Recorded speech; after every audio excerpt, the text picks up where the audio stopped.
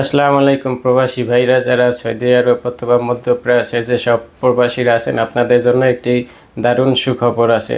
তো আমি গতকালকে সেই বিষয়ে পার্ট 1 হিসাবে আমি বিস্তারিত আলোচনা করছি, একটা ভিডিও বানিয়েছিলাম। আপনারা যারা সেই ভিডিওটি না দেখছেন, এই যে আমি আই বাটনে দিয়ে দিতে আছি, সেখান থেকে সেই ভিডিওটা দেখে নেবেন। তো আজকে আপনারা একেবারে বিস্তারিত অথেন্টিক আপনার যেই নিউজ বলা হয়েছে, প্রবাসী কল্যাণ ও বৈদেশিক কর্মসংস্থান মন্ত্রণালয় থেকে তারা যে উদ্যোগ নিয়েছে সেই উদ্যোগ সম্পর্কে আজকে আপনাদের বিস্তারিত আলোচনা করব। তো এটা আমাদের মধ্যপ্রাচ্যে যে সব প্রবাসীরা আছেন, আমরা যারা আছি, আমাদের জন্য এই সুখবরটি। তো আমি আপনাদের বিস্তারিত আলোচনা করতে আসি, তো আপনারা আমার সাথেই থাকেন। তো এখানে বলা হয়েছে প্রবাসীদের যথাযথ সম্মান জানাতে বেশ কিছু উদ্যোগ নিয়েছে প্রবাসী কল্যাণ ও বৈদেশিক কর্মসংস্থান মন্ত্রণালয়। তো আগামী 1 মাসের ভিতরে প্রবাসীদের জন্য বিমানবন্দরে ভিআইপি সেবা চালু হবে। লাউঞ্জ ও বিশেষ ইমিগ্রেশন ডেস্ক ছাড়া ভিআইপিদের বাকি সব সুবিধা পাবেন প্রবাসীরা।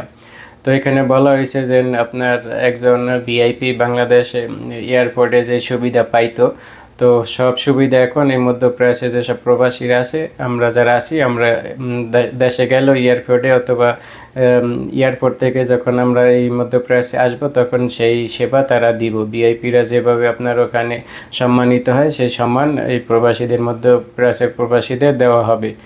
তো সেখানে বলা হয়েছে যারা আপনার নতুন যারা বিদেশে আসে, দেখা গেছে অনেকে একটু পড়ালেখা কম জানে, অনেক বিমানবন্দরে আসে আপনার তাদের লাগেজ বুকিং দিতে হয়। তো সেই সময় কিন্তু দু একটা এয়ারলাইন্স আছে, তাদের সেই এয়ারলাইন্সের ফর্ম আপনার ফিল আপ করতে হয়। তো অনেকেই জানে না, আমরাও হয়তো ভালোভাবে জানি না, কিন্তু বাংলাদেশ এয়ারলাইন্সে এরকম ছিল না। আমি যখন মাল বুকিং দিছি, কোনো মাল আপনার ফর্ম পূরণ করতে হয় না, কিন্তু ইউএস বাংলা অথবা আরও যেসব অন্যান্য দেশের এয়ারলাইন্স আছে, তাদের মাল আপনি যখন বুকিং দিবেন, তাদের সেখান থেকে ফর্ম নিয়ে এরপরে ফর্ম ফিল আপ করে সেই ফর্ম জমা দিতে হয়।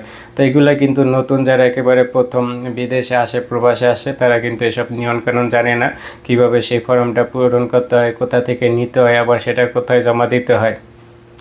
তো সেই জন্য সেখানে বলা হয়েছে যে দরকার হয় সেখানে নতুন জনবল নিয়োগ করে তাদের ট্রেনিং দিয়ে এয়ারপোর্টে প্রবাসীদের এই ভিআইপি সেবা দেওয়ার জন্য নতুন করে সেখানে জনবল নিয়োগ দেওয়া হবে, যেন প্রবাসীরা যখন আপনার ভিতরে এয়ারপোর্টের ভিতরে টিকিট এবং পাসপোর্ট নিয়ে যখন ঢুকবে, ঢোকার সাথে সাথে তার পিছনে জানি একজন লোক সাথে সাথে তার সেবা দিতে পারে।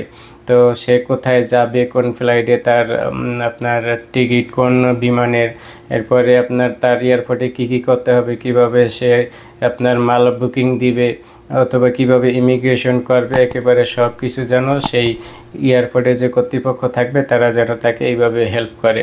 আবার যখন বিদেশ থেকে আসবে, তাদের ইমিগ্রেশন, তাদের আপনার সাবান, এগুলো যেন ঠিকঠাকভাবে পায়, একেবারে হাতে বুঝাই দেওয়া হয়, এই নিয়ে তারা বেশ কিছু উদ্যোগ গ্রহণ করছে। তো এই সুযোগ সুবিধাগুলো প্রথমত আপনার যারা মিডল ইস্ট কান্ট্রিতে আছেন, আমরা যারা আছি, আমরা এই সুবিধাটি পাব।